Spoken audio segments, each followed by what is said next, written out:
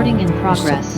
Terima kasih Tuhan untuk semua kebaikan dan kasih anugerah-Mu di dalam kehidupan kami. Tak pernah berhenti kami menaikkan puji dan sembah kami kepada Engkau Tuhan. Atas segala rahmat-Mu di dalam kehidupan kami yang selalu baru setiap paginya. Di tengah semua musim hidup yang kami jalani, seringkali kami jatuh tapi kami tidak pernah tergeletak. Tangan Tuhan yang setia itu selalu menopang kami untuk bangkit kembali. Bukan karena kami kuat dan gagah, bukan karena kami mampu, tapi karena Tuhan yang begitu kuat dan setia selalu ada buat kami ya Tuhan. Ketika kami menjalani hidup mengabaikan Engkau, Engkau tetap perhatikan kami. Ketika kami berlari menjauh dari Engkau ya Tuhan, Engkau menjadi Tuhan yang setia mencari dan menemukan kami kembali. Sungguh anugerah Tuhan di dalam kehidupan kami menjadi satu-satunya pengharapan di tengah dunia yang cepat dan bengkok ini Tuhan, penuh dengan kejahatan, tekanan dan pergumulan. Kami tahu kami punya kota benteng yang kuat, yaitu Kristus Tuhan kami, yang sudah membuktikan cinta kasih-Mu ketika Engkau rela datang ke dalam dunia ini, meninggalkan surga yang mulia, datang ke dalam dunia.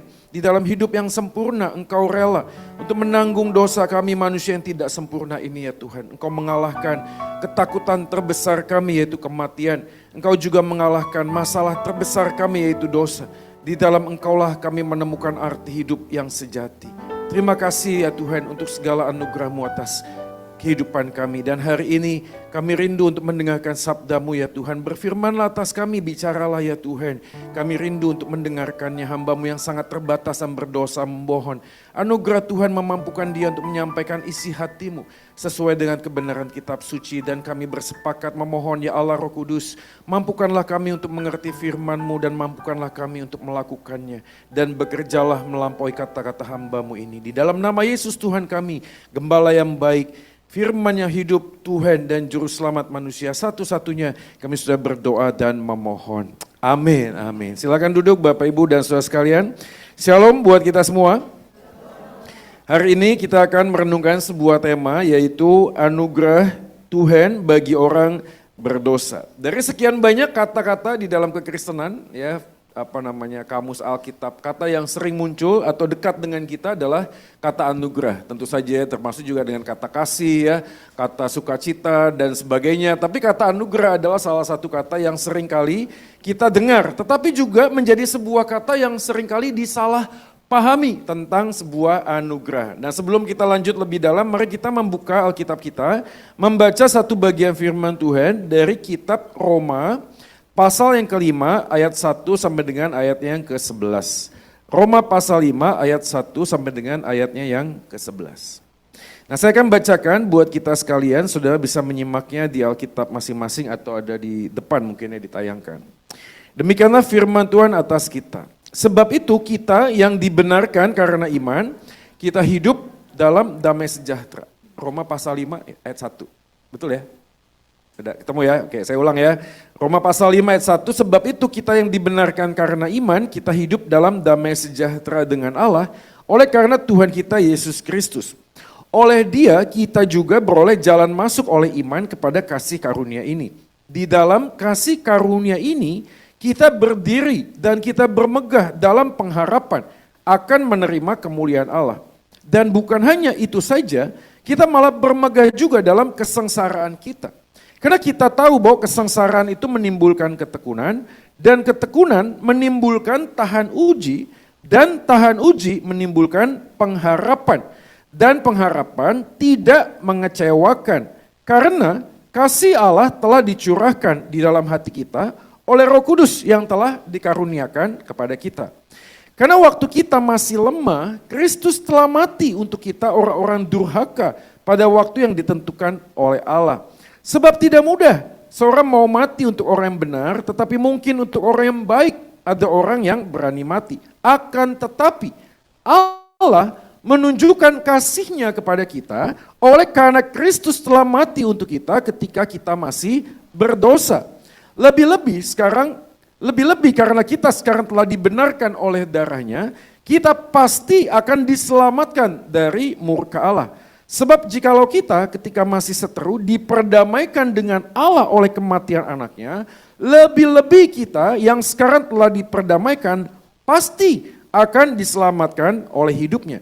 Dan bukan hanya itu saja, kita malah bermegah dalam Allah oleh Yesus Kristus Tuhan kita, sebab oleh Dia kita telah menerima pendamaian itu. Demikianlah firman Tuhan. Berbahagialah kita yang tidak hanya menyimpan firman, tetapi yang melakukan firman Tuhan di dalam kehidupan kita hari lepas hari. Nah, saudara sekalian, seperti yang saya sudah mention di awal, kata anugerah adalah salah satu kata di dalam kekristenan yang seringkali disebut dan kita mengerti, tetapi seringkali juga disalah pahami. Saya pernah dengar ada sebuah kisah, ada Pak Sutri yang kemudian merintis sebuah perusahaan bakery, saudara ya. Jadi dari nol pertamanya mereka cuma berdua ya, bikin sendiri, lalu kemudian diedarkan, dijual demikian rupa. Lalu kemudian perusahaan ini, toko ini semakin berkembang.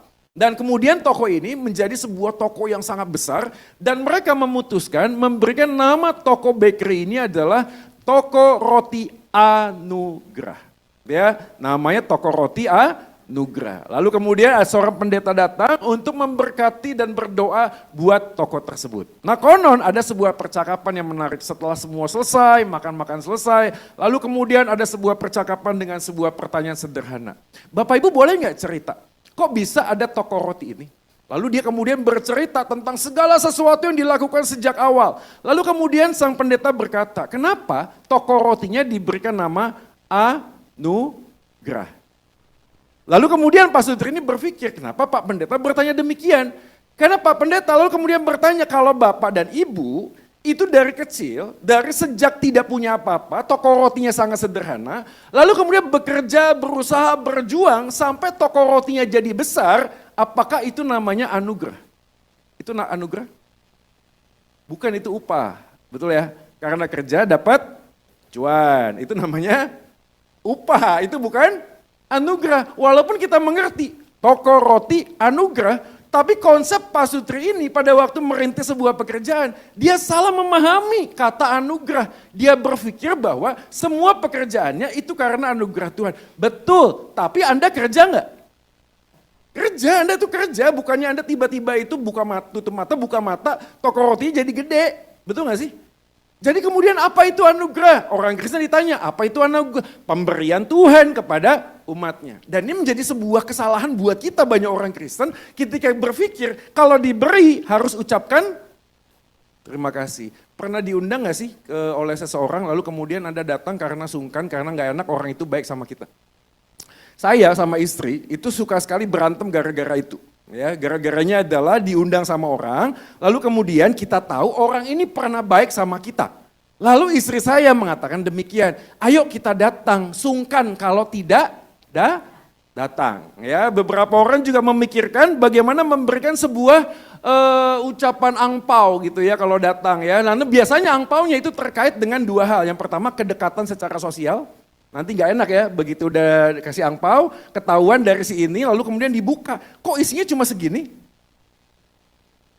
Sebuah tekanan sosial. Atau yang kedua, kita tahu kita punya sesuatu yang kita di dalam hati kita berpikir, kalau ini rekan bisnis dan kita ngasihnya cuma kecil, kemudian nanti bisnisnya menjadi sulit.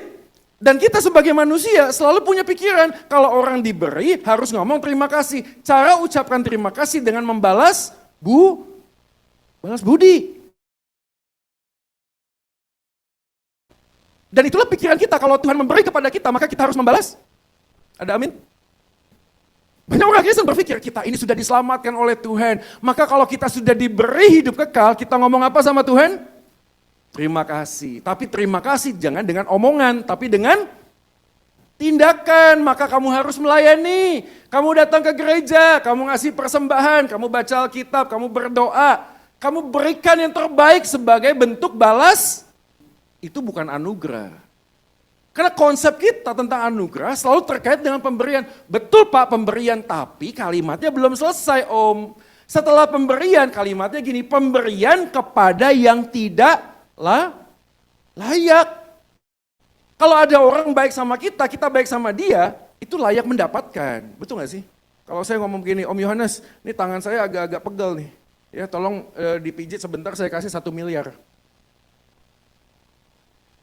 Pertanyaan, itu anugerah nggak kalau saya kasih 1 miliar? Cuma pegang-pegangin doang, pijit. Ya, anugerah nggak? Walaupun kita tahu cuma pijit-pijit 1 miliar, kan nggak sepadan. Betul nggak sih? Tapi tetap itu namanya upah. Karena kamu kerja dulu, cuma pencet-pencet doang sih. Itu bukan anugerah, itu namanya upah. Anugerah itu pemberian kepada yang tidak layak. Jadi kalau ada kursi itu sudah rusak, nggak bisa didudukin, lalu kita perbaiki kursi itu sehingga dia berfungsi dengan baik, saya yakin pada waktu kursi itu bisa didudukin, kursi itu bukan dengan konsep saya ingin membalas kebaikan Tuhan, kebaikan penciptanya. Kursi itu rusak, saya ciptain kursi ya, pelan-pelan ya, saya perbaiki, ini kursi rusak, oke ya, bisa didudukin nggak? Nggak bisa, saya perbaiki, akhirnya kursi itu berfungsi lagi, saya dudukin. Nah pertanyaannya, kalau konsepnya adalah kursi itu yang tadinya rusak, lalu berfungsi lagi, apakah kursi itu berfungsi sebagai balasan kepada yang memperbaiki? Enggak. Karena kursi itu memang sudah by default harusnya didudukin. Kita ini by default pada mulanya diciptakan Tuhan untuk siapa? Untuk Tuhan kan? Betul gak sih? Untuk melayani Tuhan kan? Untuk memberi yang terbaik buat Tuhan kan? Kalau kita melayani lalu diberi upah, namanya anugerah bukan? Bukan anugerah itu, bukan anugerah. Masih ingat gak sih wali kota gubernur Jakarta dulu? Dapat penghargaan anti korupsi. Wah. Lalu dia ngomong begini, saya bingung Indonesia. Masa pejabat tidak korupsi dikasih penghargaan? Nangkep gak sih kalimatnya Bapak Ahok ini? Kalau pejabat tidak korupsi, itu sudah wajar.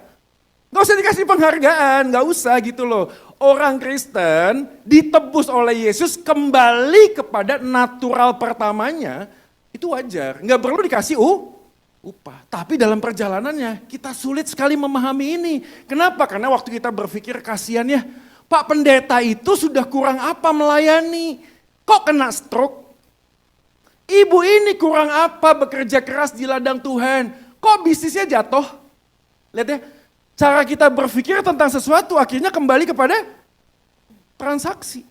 Jadi maksudnya apa? Jadi kalau orang sungguh-sungguh dalam Tuhan gak boleh sakit. Kalau orang sungguh-sungguh dalam Tuhan bisnisnya gak boleh kacau. Kalau orang sungguh-sungguh melayani Tuhan gak boleh punya pergumulan. Enggak kan? Halo, coba lihat kiri kanannya. Banyak pergumulan gak? Kalau banyak pergumulan ya sudah wayahe gitu loh. Ya.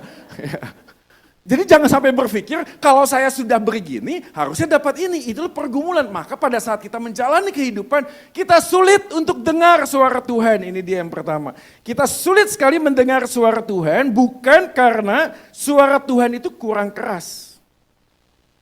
Mana nih? Ke bawah ya Om.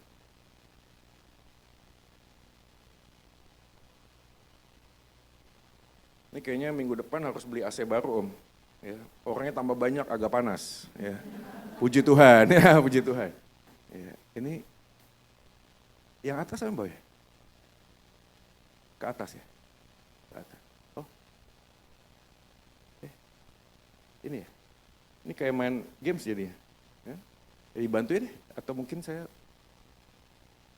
ini bisa nyala ya? Saya takutnya tiba-tiba saya lari 5K ini. Oke, lanjut ya. Bukan suara Tuhan yang kurang keras bicara pada kita, tapi seringkali hati kita yang justru terlalu keras. Sehingga pada waktu hati kita terlalu keras, sehingga kita tidak lagi bisa menilai anugerah Tuhan. Begini, waktu kita bekerja, anugerah itu dinyatakan bukan pada pekerjaan. Tapi pada sebuah konsep yang benar tentang pekerjaan. Sehingga dia memaknai sebuah pekerjaan bukan karena dia itu tidak bekerja atau bekerja, bukan.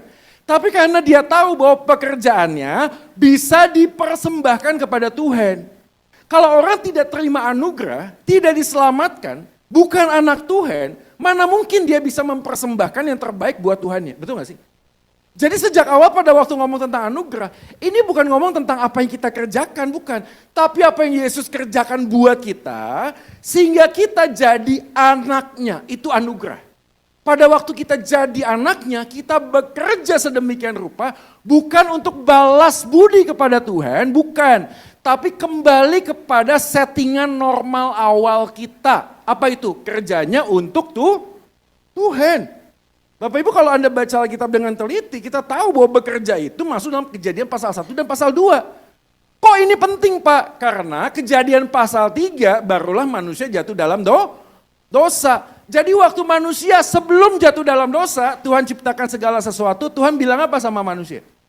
Berkuasalah atas bumi ini. Artinya bekerja itu adalah satu bagian yang melekat kepada kita. Bukan untuk menghasilkan keuntungan, tapi untuk menghormati Tuhan yang sudah memberi anugerahnya kepada kita. Maka saya tetap meyakini pekerjaan apapun tidak terlalu penting. Karena bukan profesinya yang penting, tapi dorongan hati pada waktu melakukannya. Jadi jangan Anda berpikir, wah Pak saya ini istri rumah tangga Pak, saya nggak ngapa-ngapain Pak, itu juga pekerjaan. Kerjaan saya Pak hasilnya cuma sekian Pak, itu pun pekerjaan. Saya tahu mungkin kita berhitung dengan sebuah Pak kebutuhan dan panggilan. Tapi nggak cukup Pak. Gimana Pak? Sekarang Pak Sutri bergumul, kenapa? Karena masing-masing itu kerja, betul nggak sih? Karena masing-masing kerja, pertanyaan siapa yang pegang duit? Siapapun boleh, tapi pertanyaan siapakah yang memutuskan di dalam keluarga? Kan gitu ya. Uang suami, uang istri, yang uang istri, kan gitu ya. Kan selalu begitu, kenapa? Kalau nggak begitu susah ya, kita bisa perang dunia terus tiap hari. Tapi apapun itu bentuknya, kita kemudian tidak tahu konsep yang benar tentang anugerah. Kalau anugerah itu dinyatakan kepada kita, yang pertama kali terjadi adalah kita kembali kepada settingan mula-mula. Maka semua petunjuk di dalam Alkitab hanya bisa dipahami ketika kita sadar Yesus sudah tebus saya jadi anaknya, maka saya berpikir dengan cara berpikir Bapak saya. Tidak lagi dengan cara berpikir dunia. Jadi waktu kita menjalani sebuah kehidupan, bukan Tuhan itu nggak ngomong sama kita, bukan. Tapi hati kita yang seringkali menjadi bebal, sehingga kita nggak sadar Tuhan itu sedang mengarahkan sesuatu dalam kehidupan kita. Berapa banyak istri susah tunduk sama suami, alasannya juga begitu kok, selalu template. Begini Pak, kalau suami saya begini Pak, saya bisa tunduk. Begini tuh bagaimana? Ya itu Pak, penghasilannya setiap tahun naik lah Pak. 50 apa 60% Pak, supaya setiap bulan saya bisa ganti tas baru Pak. Supaya setiap tahun saya bisa jalan-jalan Pak, itu baru saya bisa tunduk. Jadi nominal uang finansial itu menjadi sebuah prasyarat utama istri bisa tunduk. Hai suami, kasihilah istrimu. Waduh Pak, gimana bisa mengasihi istri Pak? Begitu nyampe rumah Pak, waduh cerewet Pak. Jangankan pisang goreng, teh manis, jangan Pak, jangan mimpi itu yang keluar semuanya bill, tagihan, cicilan. Suruh bayar ini, suruh ini. Dan kita menjadi sebuah pergumulan, gimana saya bisa mengasihi istri saya? Tapi sekali lagi, waktu kita tahu anugerah Tuhan menyelamatkan kita, maka kita berpikir tidak seperti yang dunia tawarkan. Konsep kita berpikir seperti kursi tadi, yang tadinya sudah rusak, berfungsi normal. Kok bisa berfungsi normal? Karena begitulah kita yang menciptakan kursi untuk didudukin. Tuhan itu pencipta, menciptakan kita dengan fungsi apa? Untuk dia dong, betul gak sih? Untuk dia sudah. Jadi inilah menjadi pergumulan pada waktu Paulus menuliskan kitab Roma. Anugerah Tuhan apa artinya? Ini dia arti yang pertama. Di next slide. Anugerah Tuhan berarti hidup dalam kebenaran Injil. Mari kita melihat bagian firman Tuhan. Roma pasal 5 ayat 1 ada kata sebab itu.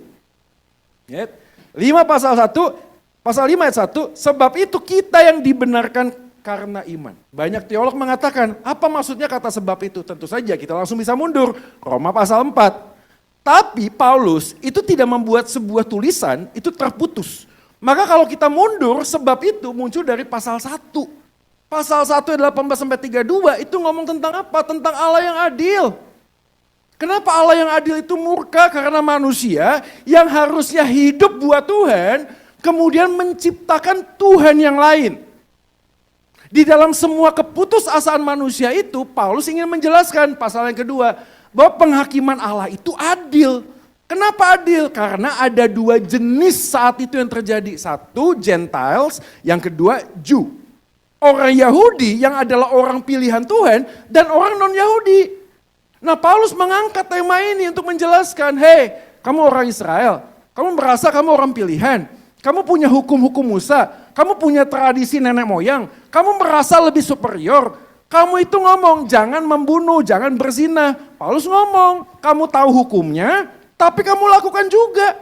Kamu bilang jangan membunuh, kamu membunuh. Kamu bilang jangan berzina, kamu berzina. Itu orang Israel. Tapi bagian yang lain, orang yang bukan orang Yahudi, dia ngomong gini, lah kan kita nggak punya hukum. Kalau nggak punya hukum, apa yang kita langgar? Paulus mengangkat, tunggu dulu, hukum itu ditulis di dalam hatimu. Namanya hati nurani.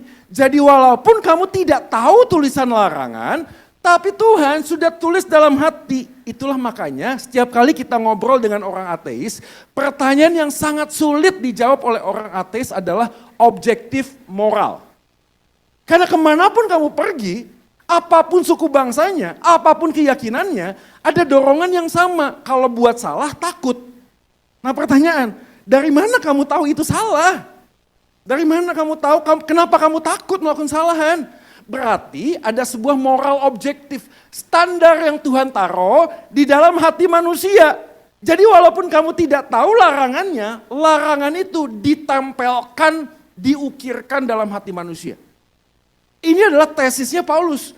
Artinya pasal 3, klimaks.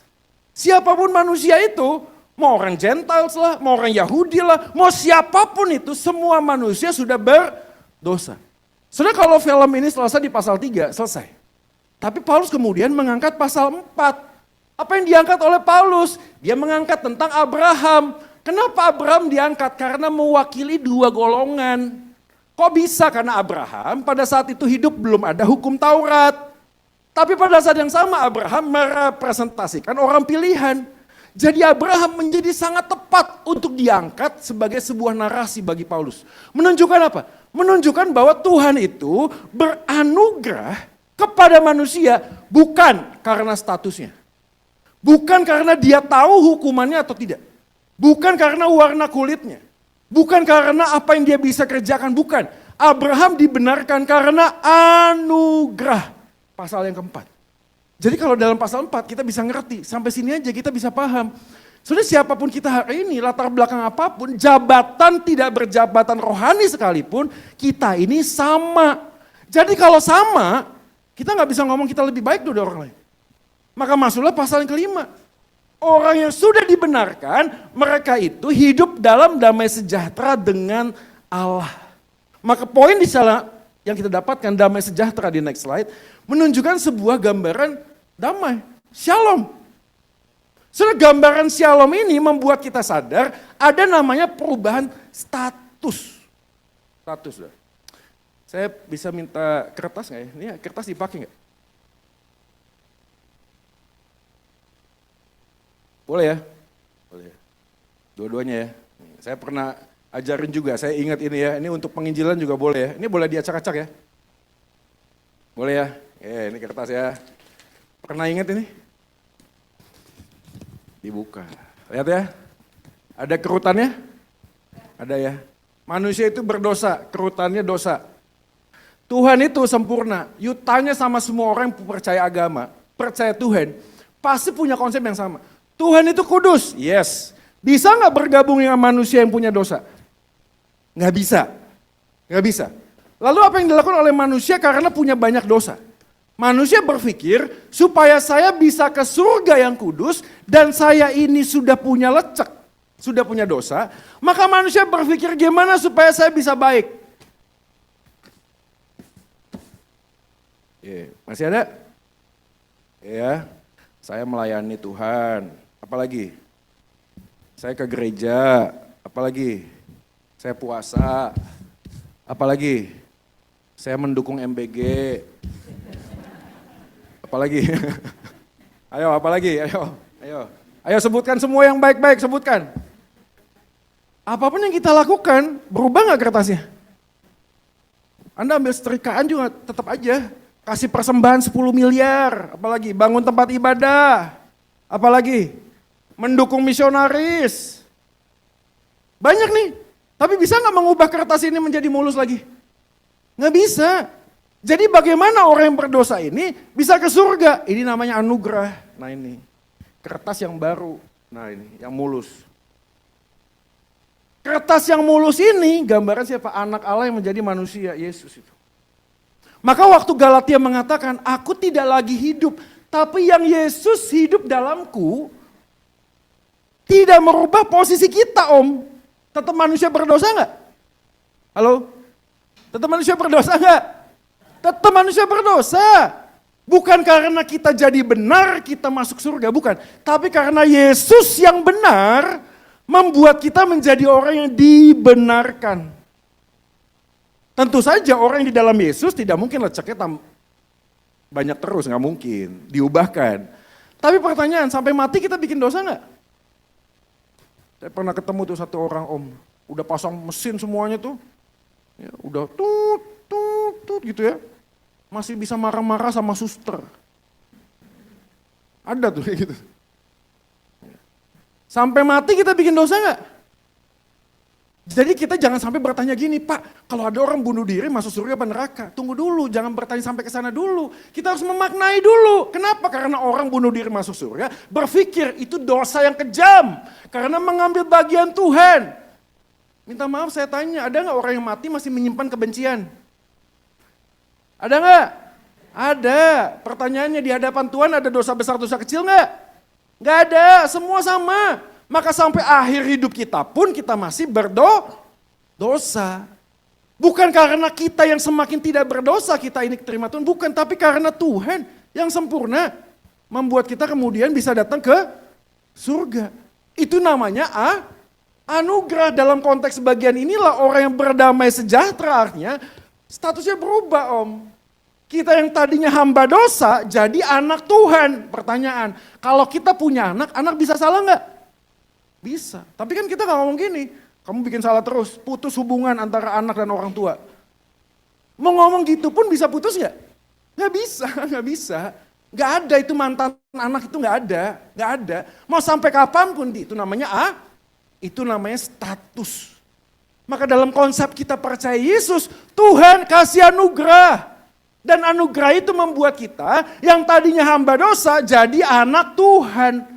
Tentu saja ada disiplin buat anak yang membuat sebuah kesalahan. Tapi disiplin itu tidak kemudian membuat orang itu terpisah dari Tuhan. Beberapa waktu lalu saya mendengar sebuah analogi bagus banget. Orang tua yang kaya raya tidak punya anak. Lalu kemudian dia berpikir pengen punya anak. Ingin mengadopsi anak. Pergilah mereka ke yatim piatu. Di tempat yatim piatu ada anak yang sangat dikasihi. Entah kenapa orang tua ini sangat mengasihi anak ini. Kemudian segala perjuangan dilakukan supaya anak ini diadopsi. Dibawalah anak ini ke rumah mereka, orang tua ini. Tapi tak lama kemudian, kedua pasangan suami istri ini berpikir, kalau ada satu anak lagi gimana ya? Entah kenapa kemudian mereka pergi jalan-jalan keluar dan menemukan ada anak gelandangan di pinggir jalan. Dipanggillah, nak orang tuamu mana? Ternyata yatim piatu juga. Lalu ditanya, kamu mau gak punya? Jadi anak kami, ya siapa yang gak mau jadi anaknya Atta Halilintar atau Raffi Ahmad. Ya mau-mau aja gitu. Akhirnya anak gelandangan ini dibawalah ke rumah, menariknya. Di dalam rumah orang tua yang kaya ini, kedua pasutri ini mengasihi kedua anak ini dengan sungguh-sungguh. Dengan segenap hati. Tapi menarik sekali, berjalan dengan waktu ada dua yang terjadi. Yang pertama adalah anak dari yatim piatu, itu kerjanya keras banget. Di rumah ngepel, ngecat tembok, nguras sumur, wah ganti genteng. Padahal gak disuruh sama orang tuanya. Gak disuruh. Suatu kali ditanya sama orang tuanya, nah kenapa kamu di rumah ini begitu sangat rajin bekerja? Lalu Anda tahu anak ini ngomong apa? Karena saya takut kalau saya gak kerja nanti saya dipulangin ke rumah yatim piatu. Menariknya. Jadi konsep anak yatim piatu ini walaupun sudah diadopsi jadi anak, mentalnya tetap pegawai. Walaupun orang tuanya sudah sangat mengasihi, tapi anak ini mengatakan, enggak, saya ini takut nanti dibalikin. Perhatiin ya, berapa banyak orang Kristen yang sudah percaya Yesus mentalnya pegawai. Kalau saya enggak persepuluhan, kalau saya enggak pelayanan, ya kalau saya enggak datang oikos, ya, kalau saya enggak ikut seminar, kalau saya enggak baca Alkitab, nanti saya dipulangin lagi ke neraka. Menariknya anak yang kedua, apa yang dilakukan anak yang kedua? Beda jauh. Anak yang kedua ini, waduh anak gelandangan. Tadinya semuanya bau kotor, waduh. Tapi masuk keluarga orang kaya, wah di makeover.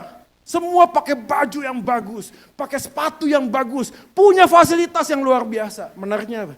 Perilakunya anak jalanan ngapain? Kalau makan pakai tangan. Oh. ngerokok terus, ngomongnya seperti anak jalanan, meso terus. Bedanya apa? Bedanya adalah dulu bajunya gelandangan. Sekarang bajunya anak orang kaya. Tapi perilakunya tetap perhatiin ya, ada nggak orang Kristen yang hidupnya seperti ini? Ada. Udah percaya Yesus. Atributnya apa bajunya? Anak raja, gokil. Anak Tuhan, perilakunya anak jalanan. Sudah percaya Yesus, katanya ke gereja, katanya baca Alkitab, tapi ngomongnya masih itu, JANCUK. Itu. Walaupun saya tahu ada restoran yang jual nasi goreng JANCUK ya. Ada anak muda ngomong, wah JANCUK 1 gitu ya. Lomboknya 5 mas, gitu ya. Ngomongnya ya sekali lagi itu kan bahasa budaya. Tapi kita tahu kemudian ada beberapa orang, kamu tuh Kristen apa bukan sih? Ada 2 tipe akhirnya, yang sudah percaya Yesus, yang satu kerja keras, yang satu berbuat yang baik. Kenapa? Takut dibuang sama orang tuanya. Tapi yang satu sudah diambil jadi anak, sudah di make over sedemikian rupa, perilakunya tidak berubah. Maka pada saat yang sama kita sadar kalimat yang disampaikan oleh Martin Luther sudah. Luther ngomong simul justus et peccator. Perhatiin ya. Kita ini adalah orang yang berdosa. Tapi pada saat yang sama dibenarkan oleh Tuhan. Status kita tetap orang yang berdosa, tapi di dalam keberdosaan kita diterima oleh Tuhan. Maka pada saat itulah ada 2 ketegangan. Pak, jadi kalau saya sudah percaya Yesus, posisi saya seperti apa Pak? Saya menemukan ada 2. Yang pertama, optimisme, terlalu hyper grace. Gak apa-apa Pak percaya Yesus bikin dosa, nanti pasti diampuni. Kan sudah jadi anak, optimisme tinggi. Beberapa orang kemudian hari ini menganggap remeh anugerah Tuhan. Tapi sebaliknya ada yang pesimis. Nanti kalau ditanya, ayo pelayanan, siapakah saya? Saya gak punya apa-apa, saya gak bisa apa-apa, saya ini masih punya pergumulan. Gitu saudara, kalau di gereja itu mau diajakin masuk jadi pengurus, ngomongnya begitu, saya ini masih banyak dosa. Ya menurut kamu saya nggak dosa gitu? Halo? Apa Anda pikir saya tidak berdosa gitu? Apa saya lebih baik dari Anda gitu? Enggak kan? Tapi ada orang yang jatuhnya di sini. Atau jatuhnya di sini. Orang yang terlalu membanggakan anugerah Tuhan, sehingga hidupnya tidak pernah diubahkan karena dia berpikir, lakukan saja terus kesalahan, toh kasih karunia Tuhan semakin besar buatku. Tapi sebaliknya ada orang di sini. Yang setiap kali untuk melakukan selalu, saya ini Pak, aduh nggak bisa apa-apa, saya tahu ya, nggak gampang saudara.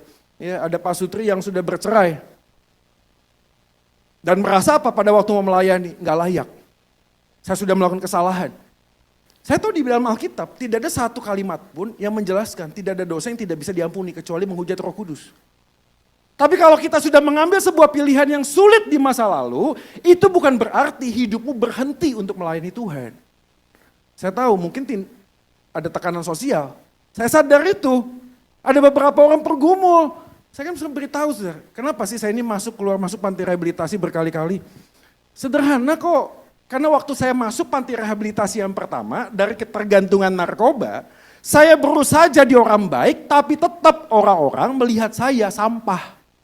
Akhirnya saya berpikir, buat apa saya capek-capek berusaha untuk orang baik, walaupun kemudian orang di luar menganggap saya ya udah jahat aja sekalian. Jatuh lagi, berusaha jadi baik lagi, orang mikir, percuma lah, kamu tetap aja gak bisa diterima, jatuh lagi, begitu terus. Kenapa? Intimidasi diri. Dan ini sebuah gambaran yang menjadi penting buat kita memahami bahwa di dalam optimisme dan pesimisme ada Injil. Injil itulah yang membuat kita kemudian sadar tidak terlalu bermegah pada optimisme, bermain-main dengan anugerah Tuhan, pada saat yang sama tidak minder pesimisme. Dalam arti kata lain, saya membuat kalimat sederhana adalah anugerah Tuhan seharusnya membuat kita apa? Mengakui. Saya lemah Tuhan. Saya jatuh Tuhan dalam dosa. Tapi waktu saya jatuh dalam dosa, saya tidak hidup dalam dosa. Karena saya sadar kasih karunia Tuhan itu cukup bagiku untuk membuat apa? Saya bisa tetap bermegah, bukan di dalam saya. Tapi di dalam Kristus yang sudah membebaskan saya dari dosa. Jadi pagi hari ini saudara sekalian, saya ingin bertanya, Bapak Ibu ada di posisi mana? Ada di mana sekarang? Apakah posisi Anda di optimisme? Gak apa-apa lah Pak, Tuhan sudah tebus saya. Yesus sudah mati buat saya. Bikin dosa terus juga gak apa-apa. Toh Tuhan akan mengampuni saya. Atau di dalam pesimisme. Selalu tertuduh dengan masa lalu. Diintimidasi oleh si iblis. Dikatakan kamu gak layak. Kamu punya banyak dosa. Kamu sudah bercerai. Kamu sudah melakukan kesalahan. Kamu pernah masuk penjara. Kamu pernah begini, kamu pernah begitu. Dituduh terus. Sehingga dia gak bisa move on. Tapi Injil membuat kita merdeka hari ini. Bermegah bukan karena kita bisa, tapi karena Tuhanlah. Dan ini masuk ke dalam sebuah aspek yang kedua dalam gambaran ini. Anugerah Tuhan hidup dalam damai sejahtera Allah. Maka kata sebab itu menunjukkan kepada sebuah bentuk akses, prosagoge. 24 jam 7 hari, akses diberikan. Sebab itu kita yang dibenarkan, kita hidup dan bermegah dalam pengharapan. Bahkan dalam semua penjelasannya Paulus, dia menjelaskan apa? Penderitaan, kesulitan, kita bisa bermegah. Kenapa? Karena penderitaan, kesulitan, pergumulan tidak bisa memisahkan aku dengan Tuhan. Dia tetap ada buatku, manakala badai kehidupan itu dalam duniaku.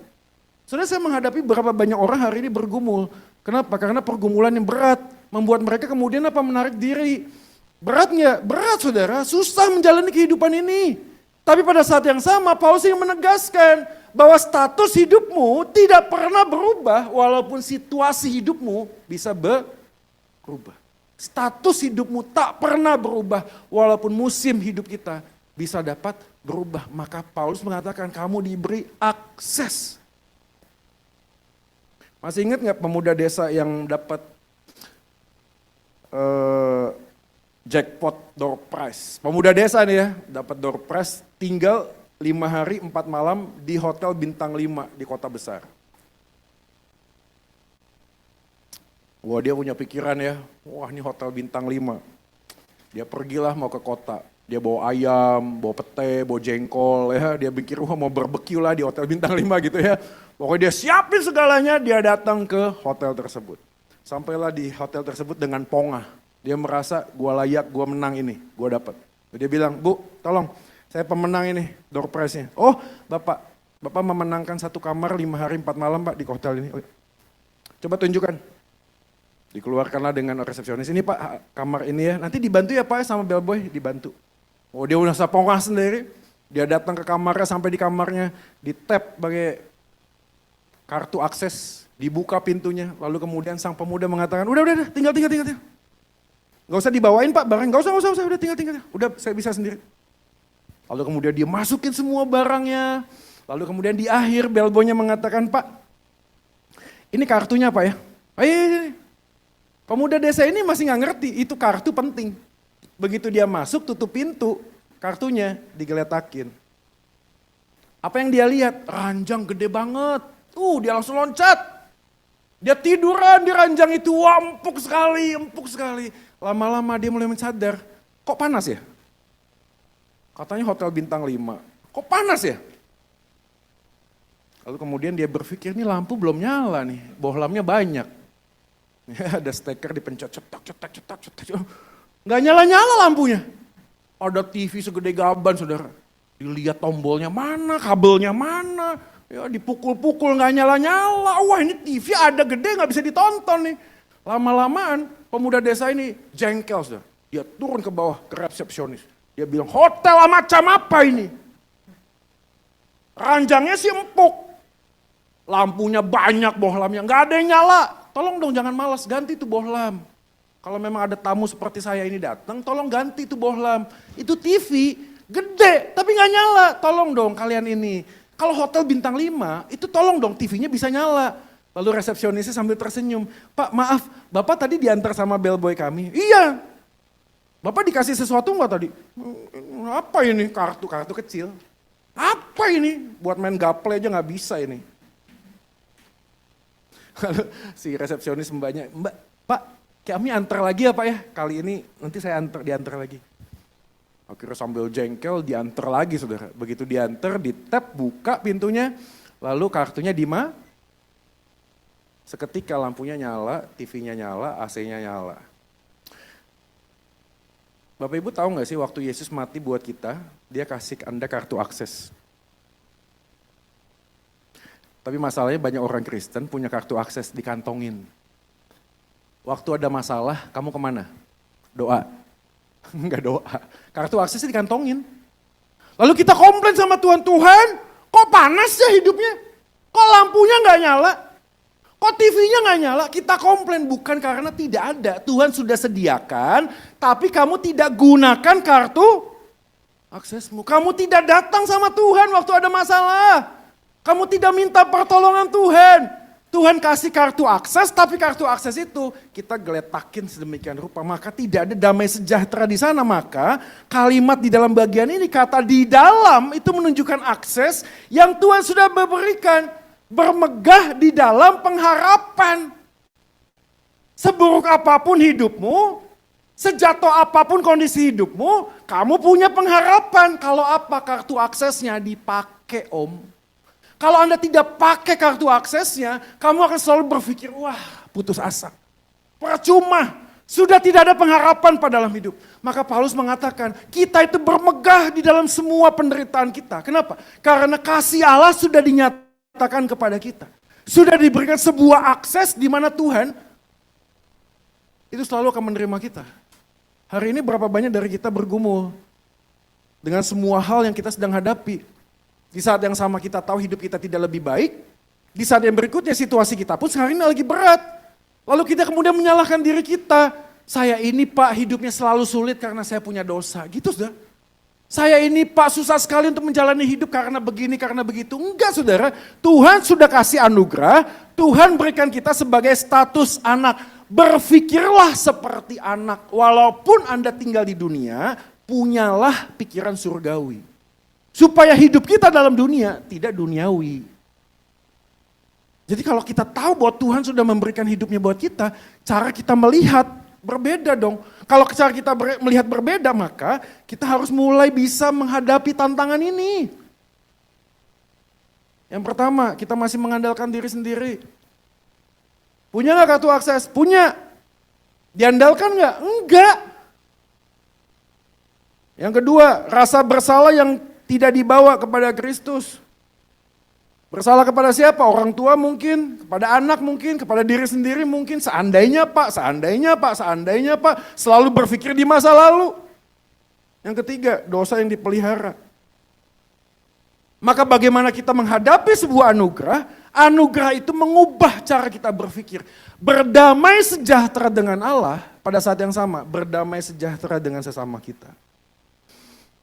Maka dalam kesimpulan perenungan kita hari ini adalah, apakah hidup yang sedang Anda jalani hari-hari ini? Apakah sedang sulit? Pertanyaan, apakah Anda menggunakan akses Anda untuk datang kepada Tuhan? Atau Anda sedang terus bergumul dengan diri sendiri, mengusahakan apapun dengan kemampuan diri sendiri? Atau kita datang kepada Tuhan? Saya tahu bagi beberapa orang hari ini sulit sekali ya, karena pergolakan dolar yang tidak menentu saudara ya, stok market yang gak jelas mau kemana gitu. Ya, orang-orang kemudian sedang berpikir ini 5 tahun ke depan bagaimana Indonesia ini. Beberapa orang hari ini geleng-geleng kepala karena kasus Bapak Nadiem Makarim yang konon kemudian kenapa bisa begini begitu. Kita juga nggak ngerti. Tapi kita lihat baca semua berita-berita. Harusnya nggak di penjara Pak. Tapi kalaupun di penjara kenapa bisa sampai sekian tahun Pak? Orang berpikir di mana keadilan di dunia ini. Beberapa orang hari ini ditipu oleh orang yang paling dekat. Mencoba untuk memperjuangkan haknya, tapi mentok. Beberapa orang ini bergumul dengan diri sendiri. Kenapa? Karena dia merasa gagal jadi orang tua. Anaknya gak jelas. Anaknya sedang jadi ateis. Entah kemana dia pergi. Tidak lagi ingat orang tua. Kita sedang bergumul dengan kehidupan. Tapi hari ini Tuhan membuka tangan yang mengatakan jangan andalkan dirimu. Yesus sudah beranugerah engkau anaknya. Apapun situasi hidupmu hari ini tidak mengubah statusmu sebagai anak Tuhan. Dan itu memberikan kepada kita apa? Pengharapan. Apa itu pengharapan? Yang tidak mungkin buat manusia menjadi mungkin buat Tuhan. Yang tidak mungkin buat manusia menjadi mungkin buat Tuhan. Manusia lihat saya, nggak mungkin Pak anak Bapak bisa bertobat. Tapi mama saya anak Tuhan. Dia tetap terus mendampingi saya. Pada waktu saya terus menerus keluar masuk panti rehabilitasi. Mama saya selalu ada di sana. Karena dia tahu konsepnya. Bukan karena anak saya baik, saya terima dia jadi anak saya. Tapi apapun anak saya yang dia lakukan, dia tetap anak saya. Dan itulah yang mama saya lakukan sehingga saya ngerti apa itu kasih Tuhan. Kasih Tuhan itu mengatakan walaupun engkau gagal, kasihnya tidak berkurang. Walaupun engkau berhasil, kasihnya tidak pernah bertambah. Dan itu membuat kita penuh dengan damai sejahtera hari-hari ini. Karena kita tahu kita tidak pernah ditinggalkan sendirian. Dan inilah bukti nyata. Mereka yang sudah mengalami pendamaian di dalam Kristus. Apa yang terjadi? Dia akan menjadi pembawa damai. Saudara, kalau Anda di dalam sebuah relasi keluarga dan pernikahan, bagaimana Pak caranya kita tahu hidup dalam damai sejahtera dengan Tuhan? Pertanyaannya adalah apakah keluargamu ada damai sejahtera? Apakah pernikahanmu ada damai sejahtera? Apakah hatimu ada damai sejahtera? Karena mereka yang sudah mengalami pendamaian dalam Tuhan.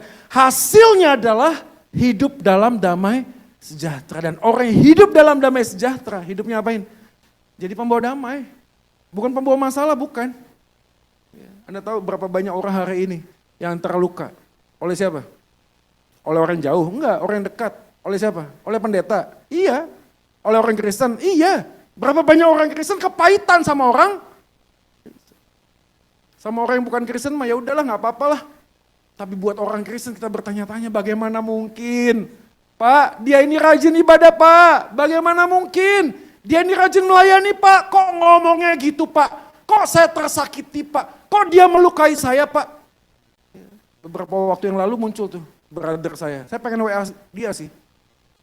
Tapi belum sempat aja. Konon kemudian KDRT dia. Istrinya menggugat cerai. Dulu rame tuh, progresif Christianity. Ada tuh brother itu, yang diundang di podcastnya Bang Deddy Kobuzer. Istri yang kedua hari ini, menggugat cerai karena KDRT. Karena KDRT. Pertanyaan menjadi sangat menarik, kenapa? Karena medsos semuanya, munculnya apa? Penghakiman. Katanya pendeta, katanya ngomong baik, katanya ini. Seakan-akan orang yang mengatakan demikian jauh lebih baik. Teman saya ini, betul gak sih? Dan kita selalu berpikir begitu. Kita selalu berpikir kalau ada orang yang salah, kok bisa ya? Pada saat yang sama, kita lebih baik dari dia? Enggak, cuma jenis dosanya yang berbeda. Tapi pada saat yang sama, kalau kita sudah mengalami pendamaian, kita hidup membawa damai. Kalau ada orang yang pernah terluka oleh orang di dalam gereja, kita belajar mengampuni. Right? Ada orang yang terluka oleh hamba Tuhan. Anyway, hamba Tuhan juga tetap manusia. Bisa melukai? Bisa. Bisa membuat Anda tersinggung? Bisa. Perhatikan baik-baik ya. Keluar dari sebuah persekutuan atau gereja karena Anda ada masalah, tidak akan menyelesaikan masalah yang Anda hadapi. Karena masalahnya bukan di luar, tapi di dalam. Karena kemanapun Anda pergi, Anda pasti akan menemukan orang yang sama. Tapi orang yang sudah mengalami pendamaian, dia tahu dia anak Tuhan. Dia tahu caranya berinteraksi dengan orang lain. Dan itulah yang membawa damai sejahtera di dalam diri dan di dalam sebuah komunitas. Mari kita berdoa. Bapa di dalam surga, terima kasih buat segala kebaikan-Mu di dalam kehidupan kami. Engkau sudah memberikan anugerah kepada kami. Dan anugerah itu cukup untuk membawa kami hari ini menjadi anak-Mu ya Tuhan. Di dalam semua musim hidup yang kami jalani, kami belajar bermegah di atas segala penderitaan dan pergumulan kami. Karena kami sadar, status hidup kami sebagai anak-Mu tidak akan pernah berubah walaupun musim hidup kami bisa berubah. Dan hari ini kami ingin mengucap syukur. Karena Tuhan yang sudah ada di dalam hati kami, mengubah cara kami melihat kehidupan. Tidak lagi menjadi orang seperti anak yatim piatu, yang ketika diadopsi menjadi anak, tapi bekerja begitu keras, semata-mata karena takut dipulangkan ke yatim piatu, ke rumah yatim piatu. Kami juga tidak mau seperti anak gelandangan, yang sudah diadopsi jadi anak, dengan semua aksesoris, pakaian, sebagaimana kami adalah orang Kristen, tapi perilaku kami tidak menunjukkan kami adalah orang yang sungguh-sungguh anak-Mu ya Tuhan. Kami rindu Tuhan di dalam segala keterbatasan kami. Kasih Allah yang tidak terbatas itu memampukan kami untuk mengerjakan yang terbaik. Bukan sebagai sebuah bentuk balas budi kami kepada Engkau, tapi sebagai sebuah bentuk rasa syukur yang tak terhingga. Karena Engkau sudah membuat kami melakukan apa yang seharusnya kami lakukan sebagai ciptaan-Mu ya Tuhan. Terima kasih Tuhan untuk segala kebaikan-Mu. Kami mengucap syukur dan berdoa di dalam nama Yesus Tuhan dan Juru Selamat kami yang hidup. Amin. Kita berikan tepuk tangan buat Yesus Tuhan kita. Tuhan memberkati.